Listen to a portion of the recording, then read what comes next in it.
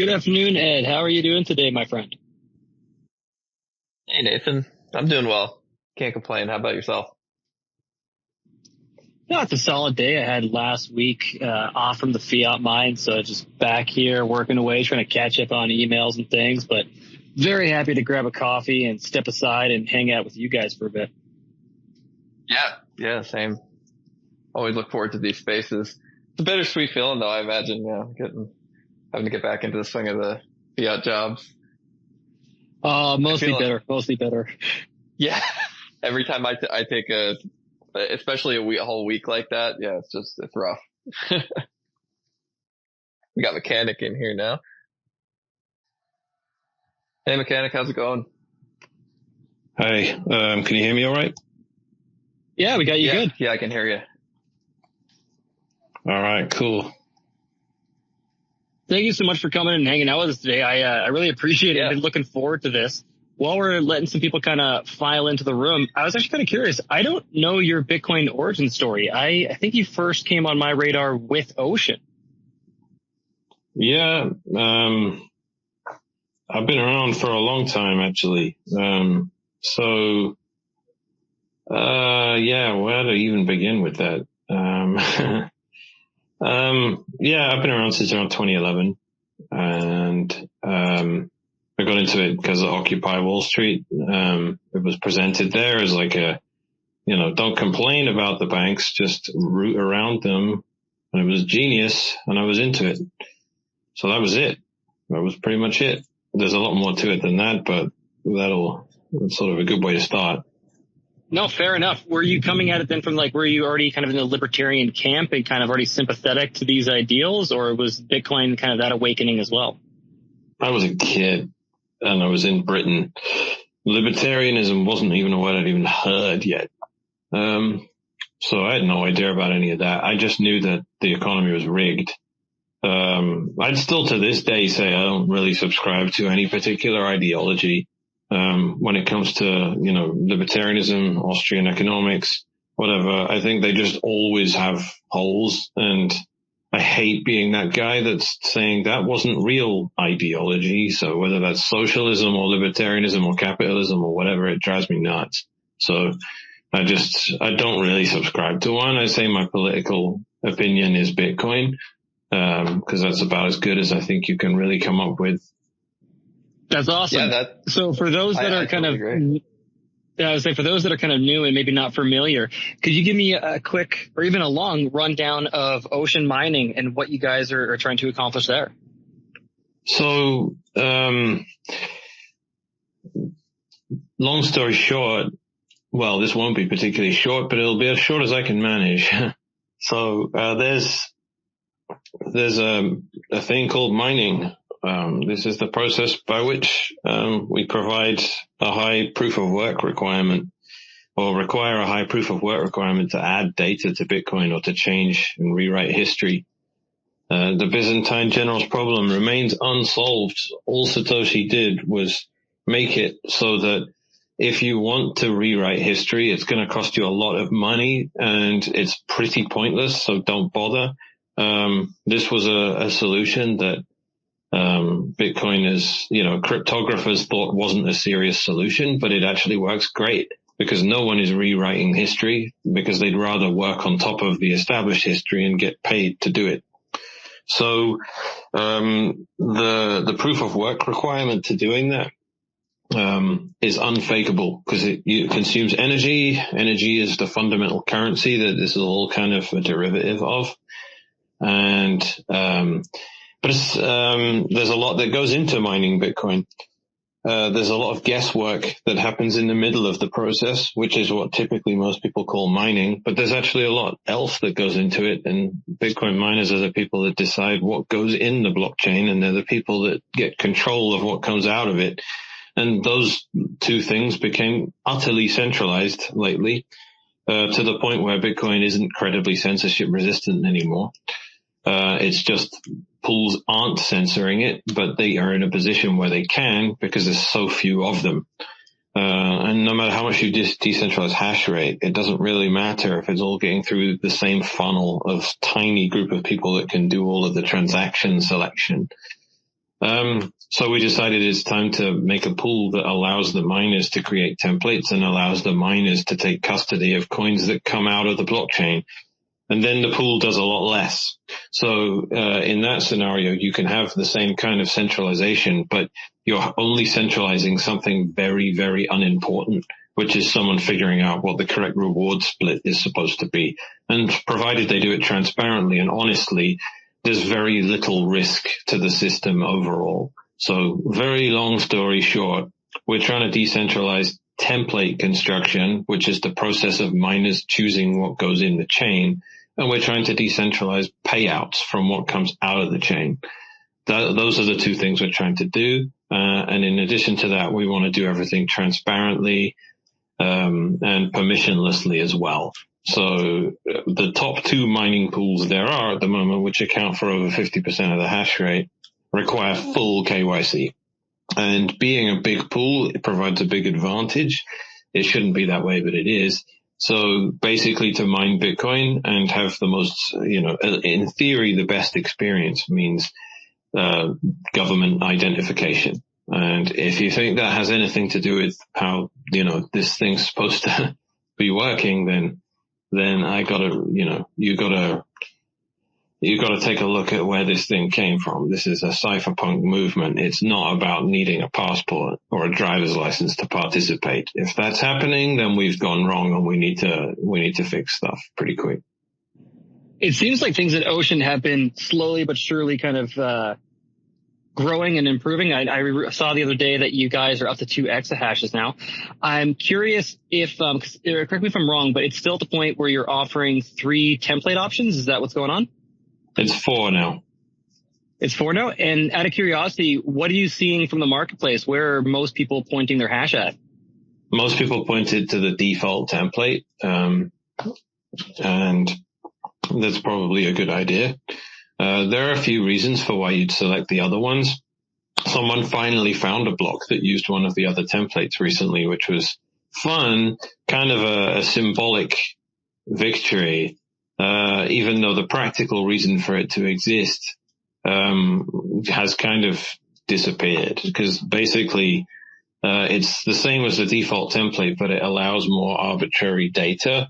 Not a lot more, but just rather than have 42 bytes of data carrying, it allowed 83. The crucial difference there was that would allow BRC20 tokens, which equals bad, but it would also allow Samurai's pre-commits for their Whirlpool transactions, which equals good. Samurai don't exist anymore, so it kind of became irrelevant. But regardless, someone found a block on that template, which was cool. Oh, I'm glad to see that most people are doing the default with the 42 bytes there, because that's the same carrier size that runs in knots, correct? Yeah. Awesome. Just a reminder to everybody in the audience, if you do want to come up and ask us a question, if you do want if there's anything you want to riff on, or if a specific question regarding mining or anything Bitcoin, we'd love to have you up here. Edward, what do you got for Mechanic? What's on your mind? Yeah, so I'm actually a little curious into what your thoughts are on FPPS and other payout structures for miners. And I guess you could go into, if you want to give everyone a little info on that, for people that maybe don't know what we're talking about, and what your thoughts and Ocean's plans are for that stuff. Yeah, sure. So FPPS is basically a very heavily financialized approach to mining Bitcoin, so where you kind of have nothing whatsoever to do with it anymore. There are even legal barriers between you and the blockchain for tax reasons. It's fundamentally an unreasonable thing that doesn't exist in any sort of sane world. It's kind of clown world economics leaking into Bitcoin. Fundamentally, what it is someone saying, I'm going to take a random thing, which is blocks getting found, because they're found on average every 10 minutes, but they are found randomly within that. So you don't know how long it's going to take until the next block. But what FPPS does is it says, don't worry about the randomness. Just point your hash rate here and we will deal with the randomness, and smooth it all out for you and just pay you a fixed income. I really view it as just a free lunch fallacy, because no one is going to promise to hold on, guys. I'm going to need to hop off and I'll be back in a few minutes. Not a problem. No worries, mechanic. Yeah. Go take care of that. I'm curious when he gets back too, just about it seems to me that FPPS can only really function on a forever kind of centralizing force. In the meantime, does anybody have any Bitcoin related questions? Okay, sorry. I think you guys were talking over each other. I can hear both of you, but. Yeah, I can hear you guys.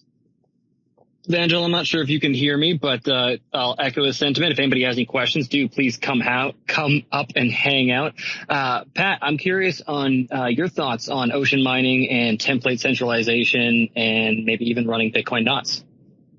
Well, yeah, I think that Mechanic, there's a few questions I would love to ask Mechanic specifically, but one thing I'll say about mining centralization is I have completely changed my mind on this issue. I remember back in, I don't remember if it was 2014 or 2015, but Balaji started a company that was aimed at decentralizing mining, and I didn't really think that was an important issue back then. And I even talked to Balaji about it specifically. I'm like, well, it doesn't really matter if mining is, it's not really centralized because you have a few big pools, but then the individual miners can switch freely between them. So this is what I told Balaji. But now, looking back, I was completely wrong back then. And Balaji's, I see Mechanic is back, but I'll finish up my thought. I see what Balaji's solution was to have like just random household items like toasters and ovens, just, mining in the background as they were actually doing their job. I don't know if that was the best solution, but I think what Ocean is doing is far more important. So I'll let Mechanic, since he's back, finish his thoughts. Go ahead. Hey man, yeah, so I was talking about FPPS. It's basically just someone saying, don't worry about the randomness of the blockchain. I'll smooth it all out for you for something like a 2% fee.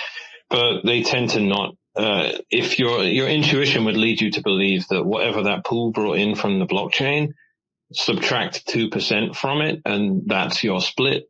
But that isn't what happens. And our conjecture at the beginning of the launch was that it would be significantly worse than that. It turned out to be really, really a lot worse than we could have imagined. So we published some numbers, and, it turned out we were paying more than 10% above other pools. And we were kind of incredulous about our own findings. How could this be? We were adjusting for luck and trying to turn apples into oranges because they're very different payout mechanisms.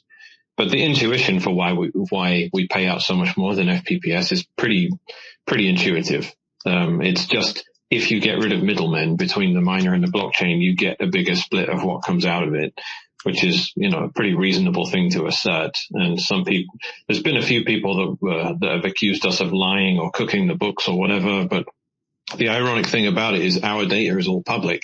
Everything every miner does on our pool is completely transparent. And if we have to prove anything, it's proving that we're taking genuine data from other pools, which keep everything opaque. So the only way to do a comparison with Ocean is you have to mine on another pool and see how much you get paid there, and then compare on Ocean. But you actually don't even need to mine on Ocean. You can just look up any other miner that's already on Ocean and then compare with what you're getting and adjust on a per terahash basis, and then adjust for luck. And we're putting together a white paper for how people can do comparisons, because you do have to do a lot of adjustment to really figure it out. But it seems to be the people that have been mining on Ocean for the longest are doing the best. So the longer you mine with us, the more of a positive return you see. If you mine with us for like 1 day and we don't find a block that day, you get literally 0. So obviously we're going to look pretty terrible and short on, depending on what happens luck-wise. But that's pretty much my perspective on FPPS.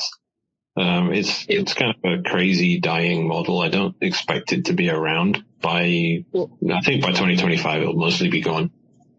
It seems to me like it's a very fiat-centric, fiat world kind of model, because I would imagine in order to pull that off, you'd have to have external sources of funding to pay the miners should there be any kind of runs of bad luck, which means that there would be an additional cost of capital kind of built into the system. It would make sense that, if you're going to trade security for less returns. Yeah, exactly. It's clown world economics. Like mining is super clown worldy at the moment. Like most of the hash rate, or not most of it, but the publicly traded hash rate. And I should speak more nicely about these people because we want them to mine with Ocean.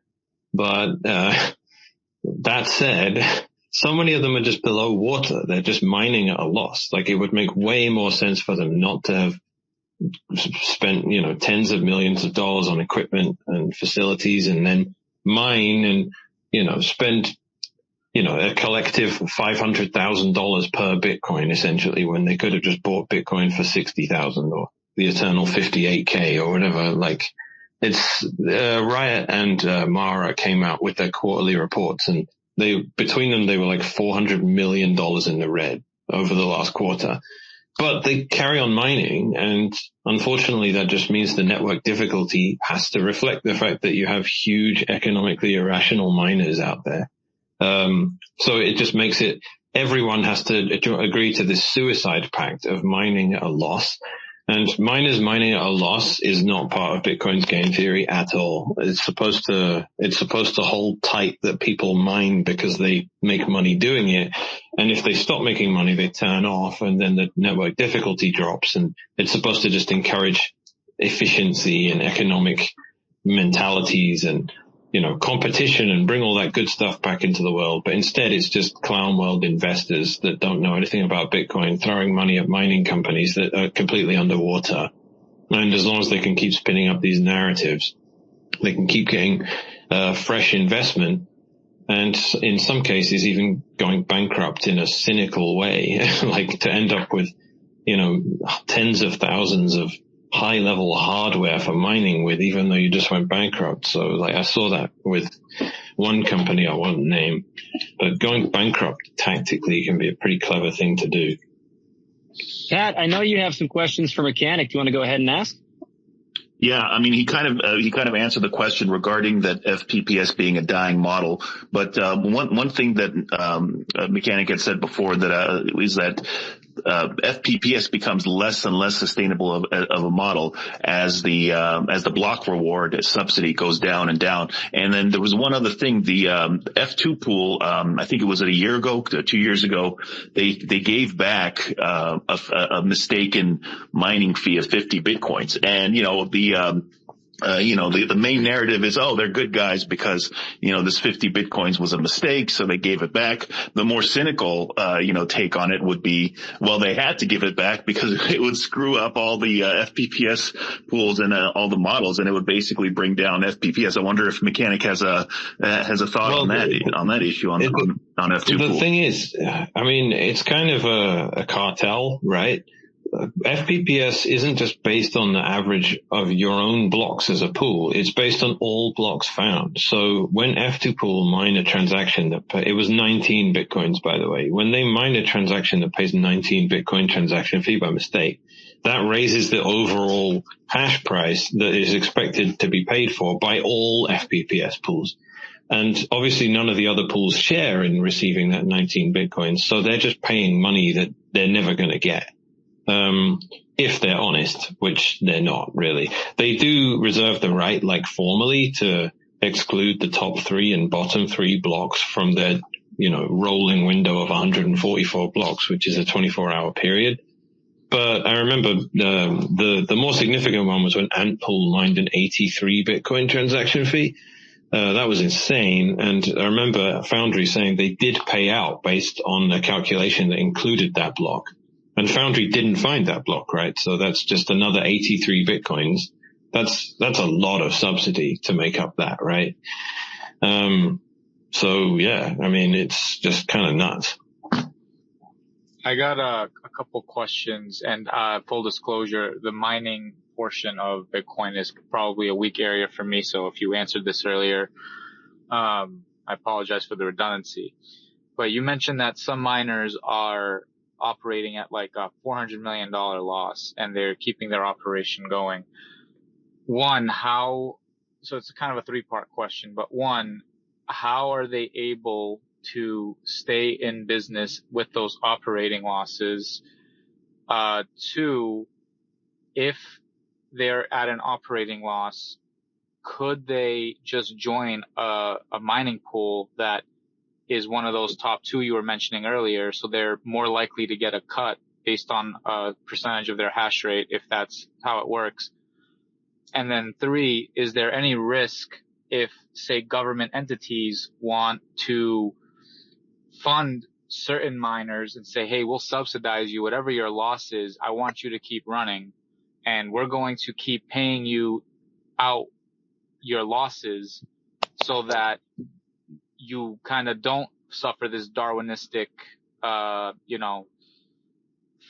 collapse and have to shut off, and we'll make it so honest miners have a harder time because we're not subsidizing them, and then we try to consolidate mining power into the ones we're subsidizing and kind of lifeblood depend on us to continue operating.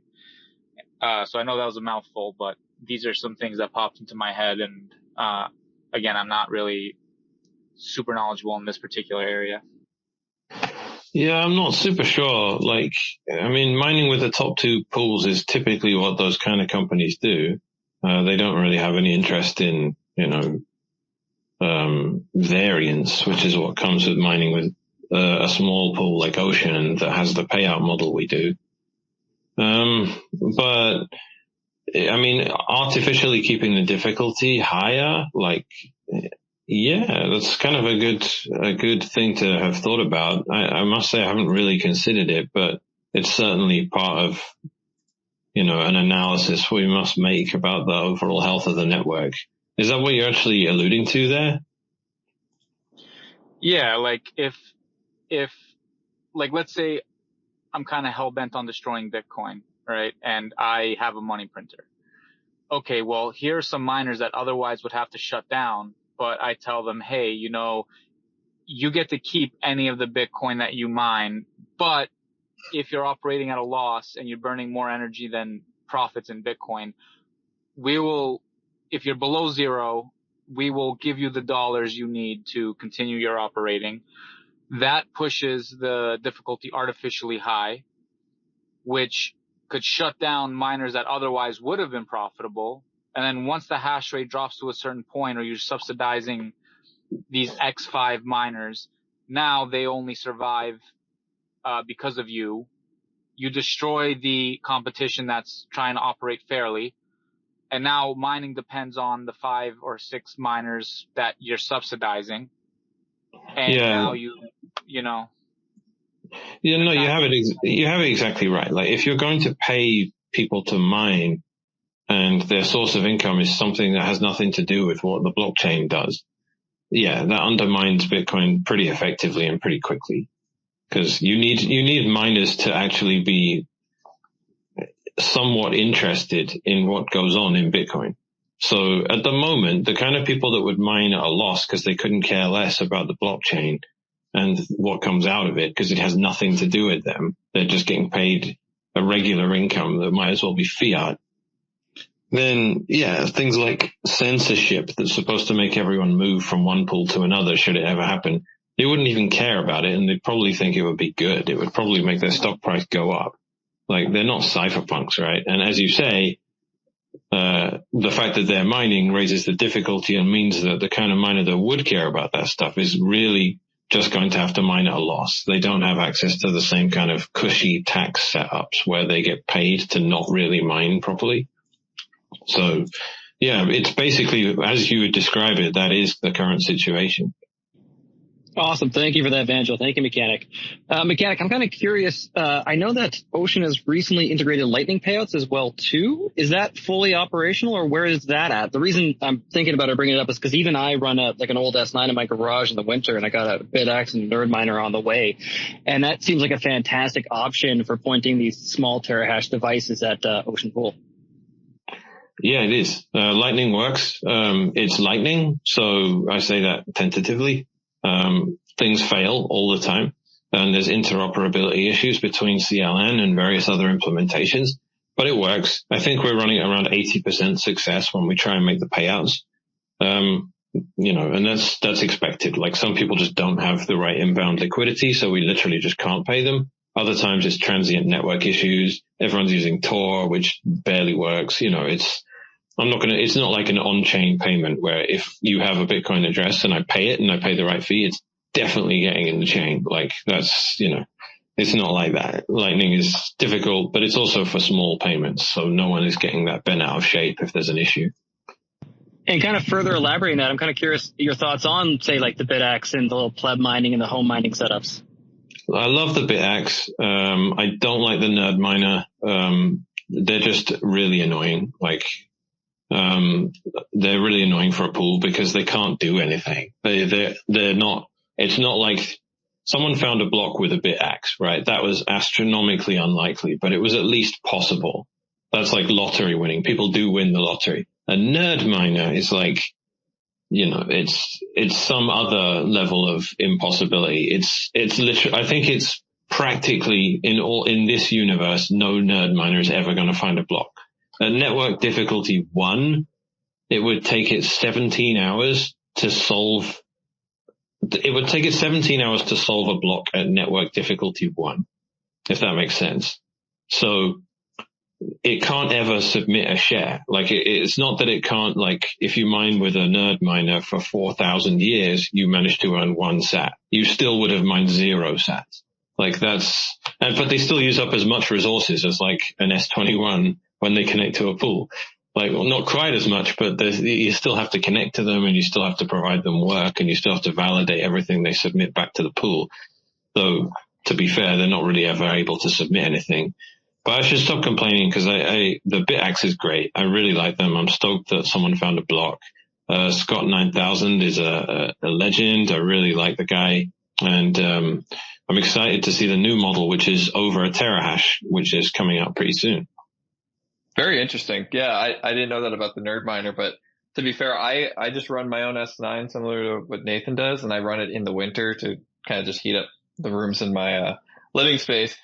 So on that note, though, I'm interested in switching to Ocean because right now it's summer here, so I haven't had a mining setup running right now, and I am thinking about getting the BitX, which is something that definitely would be able to go year round for me. But as far as outputting all that heat, I'm probably going to spin my S9 back up in a few months. And I'm curious if you might just want to like explain, generally how easy it is to just get started with Ocean so that the people listening that might be on the fence about it, you can just, run us by that. Yeah. So we're a permissionless pool and we're accountless. So it's the easiest pool there is. You just put the Stratum URL inside your miner for Ocean, and then you put a Bitcoin address in as the username, and that's it. That's the entire process. So you don't need to go on Ocean and make an account with us and then get some credentials and then put those credentials into your miner. All you're doing is putting a Bitcoin address into a username field on a miner and then telling it what website to connect to, or Stratum server rather. And that's it. That's the most streamlined process there is for mining. You can view the stats of what it does on the Ocean website, but you don't have to. And that's the entire process. Yeah, that's awesome. And that's one of the things that is really tempting me to switch over to that. And I think at this point, I'm all but 100% convinced I'm going to do that. I used Brains Pool, and I mean, even theirs is pretty simple. But it requires you to, sign in with an email address to their server, so you are adding a layer of, some KYC there, I guess. But, well, it can be, there's no KYC in Brains as far as I know. They didn't have that. I meant more of like a pseudonymous, link to who you are, as opposed to like just having that Bitcoin address where it's like, could be completely anonymized at that point. Yeah. I mean, in theory, they're just as pseudonymous as each other, right? It's just that they can kick an account off, but anyone can, this is the thing on Ocean. If you're mining to an address, other people can mine to that address too. That's true. We don't know who is mining to any address, right? No one's contained within an account, right? There's no isolation in that matter. So we can literally have situations where one address is actually 2 different miners. And that is a thing that's happening. So, it can just be people that are like, hey, I want to get big UTXOs. I want to pool the 5 of us together. Well, we have no idea if anyone's doing stuff like that. In theory, everyone could do it on the same account as well, but I just like that. Like if someone posts a Bitcoin address, as a donation link and you just start mining to that address, like I just think that's really elegant. Yeah, that's an important nuance that you made there. That's a good point. Would you like to go into some more details about maybe Ocean's future and like some of the things that you guys are planning on building out? And I know like the Lightning payment is obviously a new thing, and it's really I feel much appreciated. Like I said, running an S9, you're not really getting to the point where you can have a high enough UTXO to justify with high fees moving on chain. So having Lightning payouts is great. But if there's anything else you want to talk about where you guys are going with that, it'd be great. Templates. We're a couple of weeks away from rolling out. I think we're 1 week away from alpha with templates. That means miners start actually deciding full on what goes in the blockchain, but they get to do it within a pooled context. So they don't have to solo mine or traditionally, do what's traditionally understood to be solo mining, which is having the entire reward go to you rather than pool your rewards and split them so you get cash flow. That's the whole point. Is we want everyone to solo mine, but we want them to split and solve for cash flow. That should be the only thing a pool does. Other than that, you can solo mine and pool your rewards. That's what we're rolling out now. So it will no longer be a case of looking at Ocean's dashboard and deciding what template you want. You're going to actually make it yourself at this point. So you're going to run a node, you're going to connect to the network, sync up to the blockchain, source all the transactions you can, put whatever transactions you want in, whether they're yours or someone else's or whatever, put them in, and then mine like you would. And as long as you're mining on work that has the correct reward split, you'll ask Ocean for what the correct split's supposed to be. And every time you submit proof that that's what you've done, that your share has the correct split, you carry on getting splits from everyone else's blocks. So you might mine for a year and not find any blocks, but you still get paid by other people finding blocks on Ocean. And then you eventually find a block and it was your block and you get to have your name on the block and all that stuff. And it will be you that made it. It won't be Ocean. It won't be Antpool. It won't be Foundry. It will have been you. And that's once we have, 30 people regularly finding blocks on Ocean, we've turned something that was like there's 2 people with over 50% of it and around 5 people actually in practice that account for 90% of template creation. Instead of that being 5 entities, it could be like 30, 40, 50 pretty quickly. And that's just by us having like a, 1 or 2% hash rate of the network. We can bust that wide open. I'm really curious on that note, Mechanic. Oh, sorry, I just want to jump in quick to kind of and that point. Good. That's really exciting in terms of decentralizing the block template. And I'm curious, what are the technical restrictions that have prevented other mining pools from utilizing such things? Is it actually not all that hard, but it's just kind of an ideological reason? Or is there something quite difficult about making that happen? We got Jason running our back end and he makes it look easy, but it's pretty challenging. To do the kind of tracking we do is pretty insane. Like, I don't think this was part of the fundraise for launch where people were like, if this is such a good idea, why isn't everyone else doing it? And I often thought it's pretty difficult actually. You have to be ideologically motivated to build this in the first place. And, it's also one of these things where we have a not particularly good solution that's kind of out there. Like sometimes the good is the enemy of the better rather than don't let the perfect be the enemy of the good. Like we have this Stratum V2 thing, right? That's been around for ages, which was supposed to decentralize templates.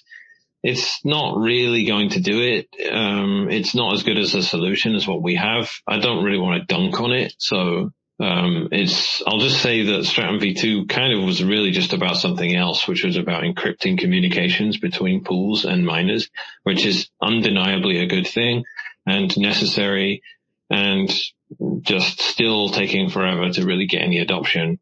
What we've done does that too. So there's still going to be encrypted communications and, efficient usage of data as well between the pool and the miner. But yeah, I just don't think miners have really like cared all that much. I don't think there's all these memes like that just never got into the mining space, like not your keys, not your coins, and don't trust, verify. Like these things never made it out of hodl culture into mining. Like miners are like, yeah, of course the pool gets all the money that comes out of the blockchain. And yeah, of course I have no way of verifying anything to do with what my payout actually was in relation to the blockchain. No one was ever like, this is an issue. Don't you think this is an issue? Like it just never really registered.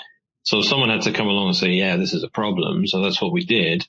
And we're building this, the transparent manner for miners to start making templates, because that's just what you need to have a credibly decentralized mining ecosystem. Like it's already bad enough with the hardware level, but when it comes to pools, it's all just getting forced through this one gate, which is basically this, when you take the Bitmain sub pools and combine it with Ant pool, you get around 45%. To about 48%, which is horrific. Like you get 51% is death. It's not like, oh, we have a problem if we hit 51%. The minute you get anywhere near it, it's death. And then you have Foundry, which is like the one thing stopping the whole network being just Bitmain. And they are a credibly separate entity, and they're the best FPPS pool out there. And they're still nowhere near as good as Ocean. So we have this ideological endeavor we're doing with Ocean, and it pays way more. So miners are just, ultimately it's just a question of saying, hey, if you want to earn more money and you want to stop Bitcoin turning into a completely centralized, payment processor, like at the network level, at the blockchain level, then here's the solution for it. And we can see it's slowly getting adopted. So, that's why hasn't anyone else done it?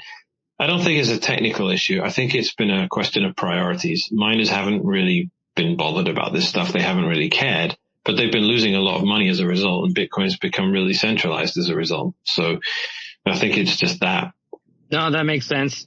Is this something that you guys, like whatever protocol or whatever you're using in order to get the template decentralization, is this something that you guys might open source or share with the broader community if other pools want to do something similar? 100%. We would never ever expect people to run client-side software that was just closed source binaries. And that's a good point, because everything that runs it, another way in which the mining ecosystem completely contrasts with Bitcoin, like hodl culture, is that no one would run Bitcoin Core if it was closed source. And if it was closed source and we found bugs and backdoors in it by the company that was responsible for it, Bitcoin would be a complete joke. Like no one would accept that. And that's actually how everything in mining works. Even the aftermarket firmware, even if you want to jailbreak your Ant miner, you still just have to you still have to get closed source firmware that has, dev fees baked into it. And I understand devs need to get paid to do what they're doing. But the point is you have to run that stuff on your local area network. Not really. I mean, it's just totally unacceptable. So, like when people are running the software we're rolling out, of course it will be open source and everyone should run it. People can use it to solo mine if they want and have nothing to do with Ocean, though they'll have to wait however long it takes for them to mine a block. They won't get the benefit of pooling with other people and getting the cash flow, but of course they can use it for that, and they should. And hopefully it will sort of become used preferentially for that instead of the solo pools out there. And I say solo pools advisedly. They're not. We call that lottery mining if we're being accurate. Occasionally you'll find like someone solo mines a block, but really they're using a third party with a Stratum server that creates a template that gives them 98% of the reward, and the guy that runs the Stratum server 2%. That's not solo mining. That's lottery mining. What we want to roll out is actual solo mining. And we want to give people a free ability to do it. So you just have this software, you run it, it's super lightweight, so it can run on an Umbrel or a Start9. And all that does is you point your miner at that on your LAN, and then it makes templates, and the thing reaches out to Ocean to get the correct Coinbase split. And as long as you get the correct Coinbase split and all your work proves that it's doing that, Ocean will keep crediting you with rewards from what other miners are doing. When you find a block, you made the block. It has the Coinbase split that you requested, but you're the one that submits it to the network. So you get rid of a degree of latency there. You're not sending the proved work back to the pool and the pool goes, oh, that was a block, and submits it to the network. You do it directly. So you're basically solo mining at that point. You're just giving away a big cut of what you get in the reward in order to be given the reward back from other people doing the same thing. Oh, that's awesome. That's awesome. Everything Satoshi, I saw you joined us on stage here. Do you have a question or a comment? Hi guys, pleasure. I actually do have a question for Mechanic. And the question is, so there's this narrative that Bitcoin is helpful for the environment because you could, take advantage of stranded energy and monetize that stranded energy. And I have, my hypothesis is the presupposition for this to happen, needs FPPS style payouts. So I wanted to know whether or not that thesis still holds, if you implement the tides payout mechanism. Does the monetization of stranded energy using the tides payout system, is that still a valid argument? Well, there are things that can be dependent on what FPPS theoretically allows for, but the trouble is that the theory doesn't match up to reality. Like if there's a sort of a business proposal or like an industry that is predicated on the idea that someone can take a random thing like Bitcoin's blockchain, make it completely uniform and not charge you really anything for the privilege, then that industry isn't a realistic industry. It's a cloud world industry because there's no such thing. You cannot have that. That's like anything else. Hey, we'll run this business and people will just give us stuff for free forever. Like that's not a reasonable proposal.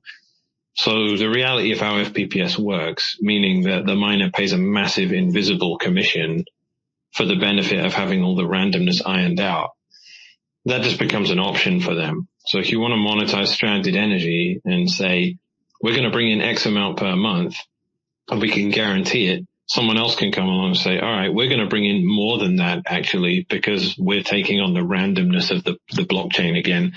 But we need a longer time window because we can't be on the hook every 24 hours.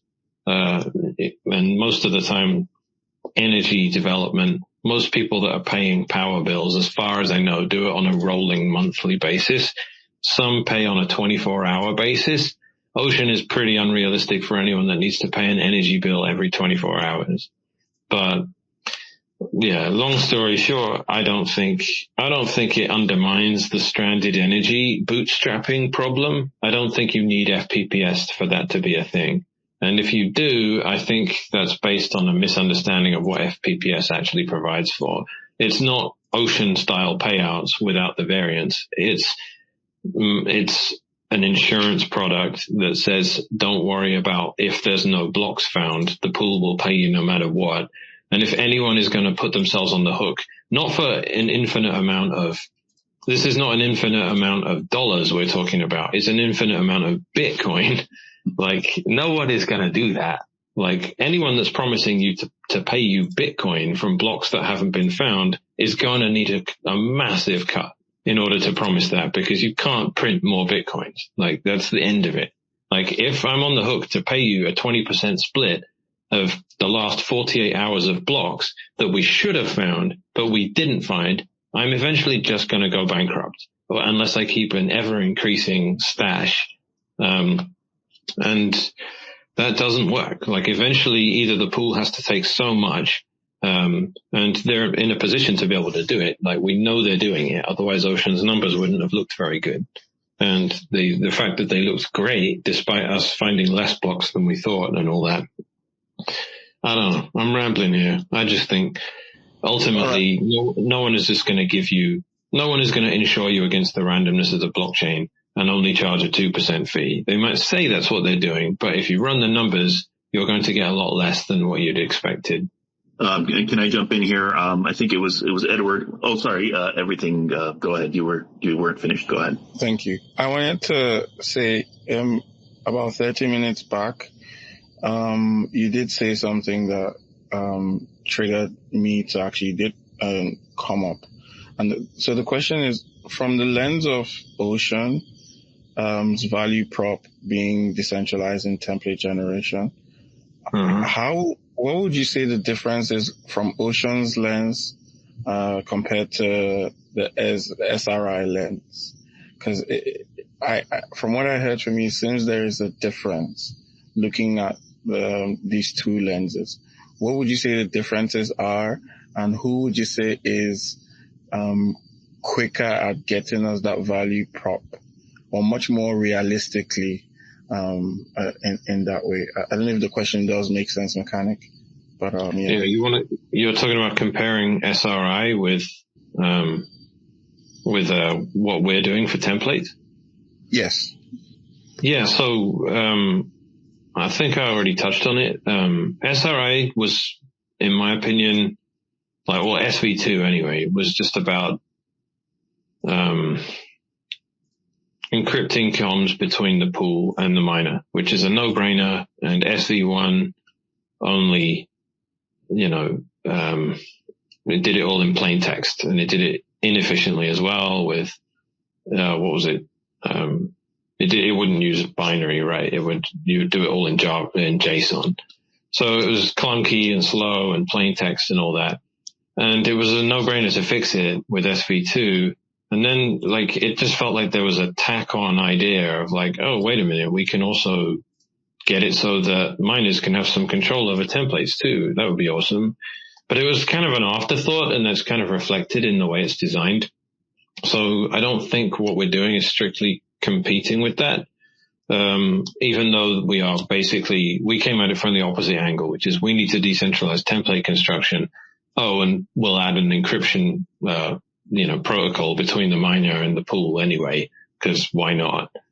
But importantly, I don't know, we've kind of come to this high level, they are the same thing, but in reality, what we've written is brand new and very efficient. There's no technical debt. As I said, it can run on a Raspberry Pi 3. It's stable. I think SV2's been around for an incredibly long time, and it hasn't done what we needed it to do, and I don't think it's about to either. There was even an SV2 pool launched, and I don't think much happened with it. I'm not super sure what happened with that. I don't really want to speak on it because I don't know enough about it. Alejandro was behind it. I like Alejandro. So yeah, I don't know. I think it's just one of these things that I think you're talking about the demand pool, is it? Yeah, demand pool. That's it. That's Alejandro's pool. I don't know where it's at. I don't know how well it went. But I don't think it was just it was just an SV2 Stratum server that you could connect to that would construct templates for you that would give you basically the entire reward. So it was kind of that quote solo mining setup again. I don't think that's super helpful for anything, but I don't know where they got to it because SV2 is modular. So you can do you can run the job negotiator. But I don't know. I'm probably going to refrain from commenting on it more. I think, it's one of those things that can go horrible, like Samurai Wasabi beef, and I just would rather it didn't turn into that. I just think, I think we've got the solution. I think people are going to like it, and we're very close to rolling it out. So, within a month, you should see a block on the timeline that was a miner creating their own block on Ocean. I think we're probably going to see that sometime in September. Might be sooner, but probably not. That's awesome. Thank you for that, Mechanic. Just a reminder for anybody else in the audience, if you do want to come up and ask a question or you have a comment, we'd love to have you here. With kind of a bit of our remaining time here, I have a few questions. I'm kind of curious, but I don't want to maybe get into the realm of beef per se. I was wondering what your feelings are about Core these days. I think Core are the talented, capable developers that don't really like getting put in positions of lines of fire and, having to deal with drama and politics and all that. I don't think they like it. They don't appreciate it. So going way back to SegWit activation, it's always been the case that if something feels too too controversial or too awkward for them to deal with, they just kind of walk away from it and go, oh, someone else deal with it. And then they criticize anyone that does deal with it because everything is a bad idea from one perspective or another.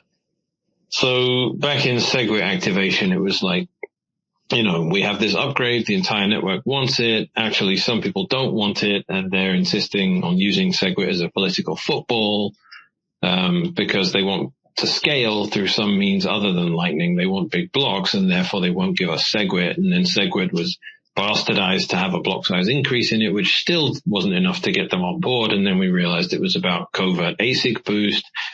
And, there's some debate over whether Bitmain ever actually managed to do it or not, but they seemed irrationally in favor of doing SegWit, but only in a way that didn't break covert ASIC boost. And that was why they got behind all the weird versions of it. And then they went full Bitcoin Cash and all that.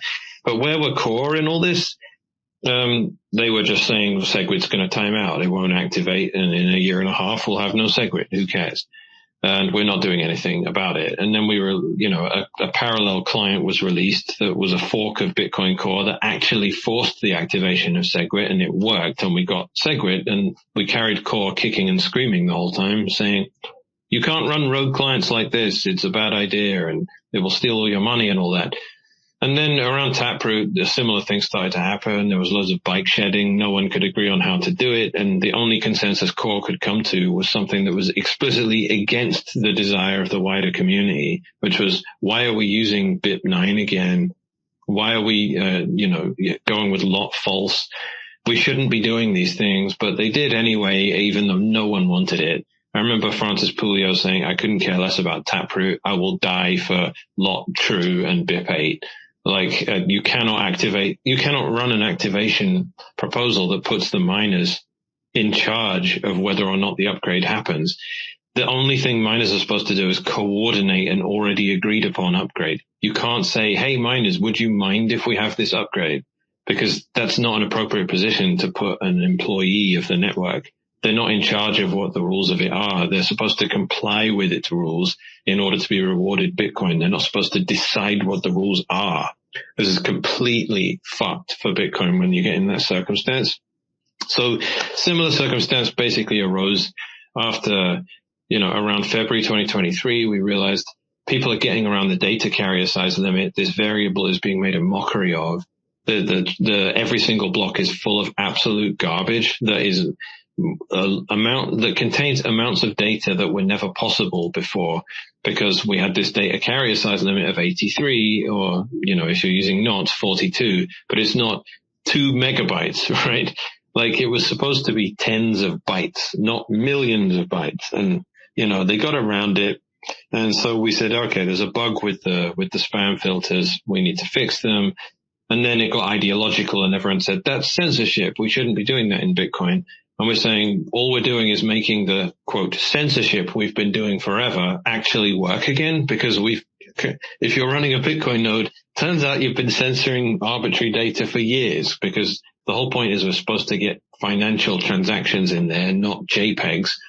Believe it or not, we did actually design the network properly so that it doesn't just become an incredibly, clunky database for spammers and scammers to use and trash the whole thing.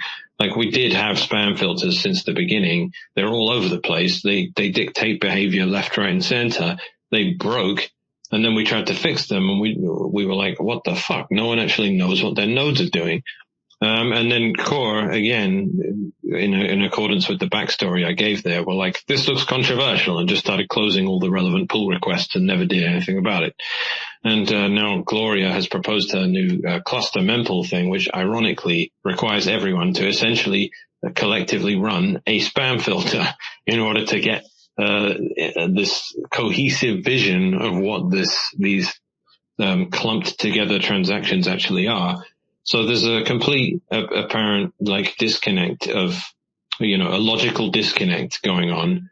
But I mean, Core haven't exactly come out and said, they haven't made any of those ideological arguments and said this is censorship. They haven't come up with stuff that stupid. The only exception is Peter Todd, but he's not really a Core developer anymore. I mean, he's obviously done very significant things in the past, but I think he around the time Craig started suing people. He sort of deliberately wrote himself out of the script, which is, probably the smart thing to do. He keeps referring to it as censorship, which it obviously isn't. That's an incredibly stupid thing, and a very bad thing to conflate actual censorship in Bitcoin, which is what Ocean is trying to fix or prevent, with trying to make sure that what the network gets used for is what it was designed for, and not have it, not have holes blasted in the sides of the walls that allow things that are degrading to the network, such as the sheer amount of arbitrary data that got stored. And it was done so, since February 2023. The worst thing about it was it exploded the UTXO set. So around just before all this started, in early 2023, we had around 90 million UTXOs, and we now have around 200 million, and I haven't checked for like a month. And that's really annoying, because that amount of reading and writing that has to be done when you're syncing up to the network for the first time as a new node runner is just so much slower now. It's added, something like 100 hours on to the process, which used to take around 40. And it's done that in a year. And it's done that with, more recent hardware than what was available back when it would take 48 hours. So that's not sustainable. An attack of that nature, if you can monetize people with shitcoin scammery to keep adding this stuff to the chain, and you can make it a self-sustaining attack because of just idiots buying into shitcoins on Bitcoin, you can create a genuine environment where shitcoiners invade Bitcoin. They start talking about what upgrades they want to get in and what upgrades they don't like. And they continue using the chain in a way that makes life more difficult for people running nodes. And to make matters worse still, the witness discount had the unintended consequence of making it so that a lot of the arbitrary data pays less for the block space it uses than people trying to do regular looking transactions. So it's not even the free market that should fix this, as people would like to sort of invoke as a cure-all for every single problem. And again, you asked me about ideology at the beginning, and I said I don't have one, because they all break down at some point. And I was making fun of free market libertarians being like, your kid runs out into traffic, you run after them, and they go, just let the free market sort it out. So completely nonsensical. Like, you need to actually fix a problem that's happening, like, because you can. And you're watching Bitcoin in a similar circumstance, getting abused and degraded and making ideological arguments against spam, even though you're a complete hypocrite, because spam filtration is done on any other similar kind of medium, and you rely on it on your day-to-day life. Like, the only way anything is usable is if you have decent, preventative action taken against abuse of collective protocols. Like, you need it on the internet, you need it on phone calls, you need it for text messages, you need it on social media. The fact that the spam is annoying on Twitter is one of the worst things about Twitter. And it's not just that they're incompetent about getting rid of it. It's just that is the nature of spam. It ruins things. It's not objectively definable, but spam makes everything worse for everyone trying to use a thing for its intended purpose. So you had ruinously expensive transaction fees for quite a lot of time. And it's not the case that it's just great for miners, they make more money, and that's the end of it. Of course, there are consequences for that. And I don't know, I could go down this for a long time, but I probably shouldn't. I'll just say that people need to generally think a bit more. A knee-jerk ideological reaction saying transaction fees are all you need to prevent spam is stupid, because it's the cheapest form of spam ever created, is putting spam in Bitcoin's blockchain. You can have tens of thousands of nodes store your JPEG for the rest of eternity for like a 40-cent transaction fee. This is insanely cheap. Like, if you think about the effort it takes to hire someone to make spammy phone calls or send spammy emails, that's a way higher cost, because you have to get around so many, there's KYC involved in all that. So you have to stay one step ahead of all of those constantly and play cat and mouse with Google and all the big tech people that are trying to prevent you. So, Bitcoin is a wide open permissionless network, which means it needs to be designed and run by people that are very capable of thinking about attacks that can undermine things and think pragmatically about what's actually undermining to it. I'll end it by saying that miners get paid when they add spam, and nodes are the ones that take on the additional burden of it.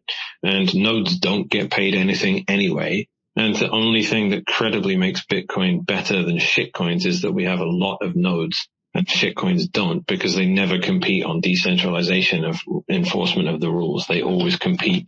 They always compete on features and speed and all that stuff, which is why they trend towards centralization. Bitcoin can have exactly the same fate if we forget to prioritize decentralized enforcement of the rules. Because at the end of the day, no one is going to run tens of billions of dollars worth of mining hardware to satisfy the conditions imposed on them by 10 nodes. That's what Ethereum is. That's what Solana is. That's what shitcoins are. No one is going to meet a high proof of work requirement that is only required of them by a small centralized group of people that can change those rules at any given moment. The only reason it makes sense to make 90 trillion guesses as to what the correct nonce is to get the correct hash to solve a block is because there's tens of thousands of people that that are holding up that hoop for you to jump through. If there's only 10 of them, then you'll just, rather than do 90 trillion guesses, you'll just go to those 10 people and say, hey, can you just give me the money? And then whatever we got to negotiate to make that happen is easier than doing 90 trillion guesses. And guess what? You're back to fiat. Rant over. That was fantastic. Thank you, sir.